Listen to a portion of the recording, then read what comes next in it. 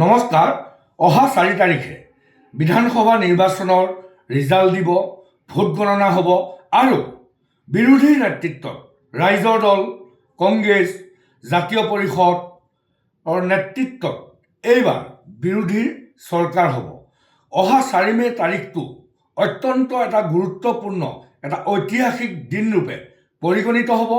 সকলো বিৰোধী ৰাজনৈতিক দলবিলাকৰ নেতৃবৃন্দই যাতে 4 তাৰিখে বিজেপিয়ে যিকোনো প্ৰকাৰে বিৰোধীক হাৰুৱাবৰ কাৰণে EVM-তে হওক বা অন্যান্য কাৰিকৰী দিশতেই হওক তেওঁলোকে বিৰোধীৰ পৰা হাৰুৱাবৰ কাৰণে, বিৰোধীৰ আসন কমাবৰ কাৰণে চেষ্টা কৰিব।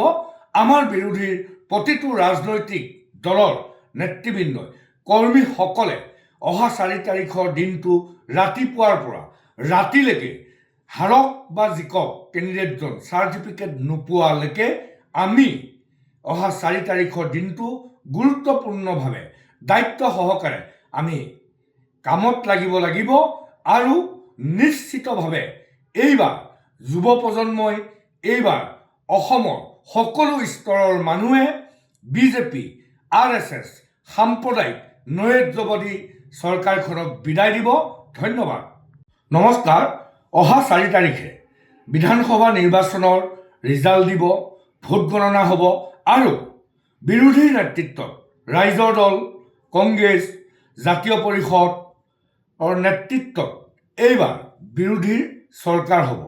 অহা 4 মে' তাৰিখটো অত্যন্ত এটা গুৰুত্বপূৰ্ণ, এটা ঐতিহাসিক দিনৰূপে পৰিগণিত হ'ব।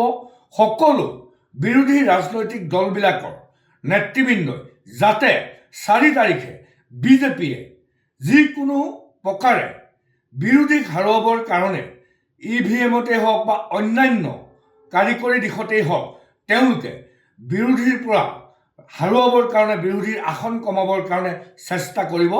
আমাৰ বিৰোধীৰ প্ৰতিটো ৰাজনৈতিক দলৰ নেতৃবৃন্দই, কৰ্মীসকলে অহা 4 তাৰিখৰ দিনটো ৰাতিপুৱাৰ পৰা ৰাতিলৈকে হাৰক বা জিকক কেণ্ডিডেটজন চাৰ্টিফিকেট নোপোৱালৈকে আমি অহা 4 তাৰিখৰ দিনটো গুৰুত্বপূৰ্ণভাৱে দায়িত্ব সহকাৰে আমি কামত লাগিব আৰু নিশ্চিতভাৱে এইবাৰ যুৱ প্ৰজন্মই, এইবাৰ অসমৰ সকলো স্তৰৰ মানুহে বিজেপি, RSS সাম্প্ৰদায়িক নৈৰাজ্যবাদী চৰকাৰখনক বিদায় দিব। ধন্যবাদ। নমস্কাৰ। অহা 4 তাৰিখে বিধানসভা নিৰ্বাচনৰ ৰিজাল্ট দিব, ভোট গণনা হ'ব আৰু বিৰোধী নেতৃত্বত ৰাইজৰ দল, কংগ্ৰেছ, জাতীয় পৰিষদৰ নেতৃত্বত এইবাৰ বিৰোধীৰ চৰকাৰ হ'ব। অহা 4 মে' তাৰিখটো অত্যন্ত এটা গুৰুত্বপূৰ্ণ, এটা ঐতিহাসিক দিনৰূপে পৰিগণিত হ'ব।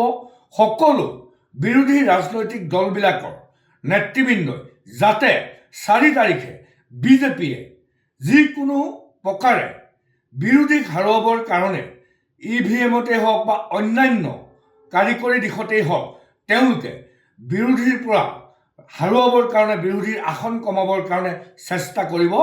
আমাৰ বিৰোধীৰ প্ৰতিটো ৰাজনৈতিক দলৰ নেতৃবৃন্দই, কৰ্মীসকলে অহা 4 তাৰিখৰ দিনটো ৰাতিপুৱাৰ পৰা ৰাতিলৈকে হাৰক বা জিকক কেণ্ডিডেটজন চাৰ্টিফিকেট নোপোৱালৈকে আমি অহা 4 তাৰিখৰ দিনটো গুৰুত্বপূৰ্ণভাৱে দায়িত্ব সহকাৰে আমি কামত লাগিব আৰু নিশ্চিতভাৱে এইবাৰ যুৱ প্ৰজন্মই, এইবাৰ অসমৰ সকলো স্তৰৰ মানুহে বিজেপি, RSS সাম্প্ৰদায়িক নৈৰাজ্যবাদী চৰকাৰখনক বিদায় দিব।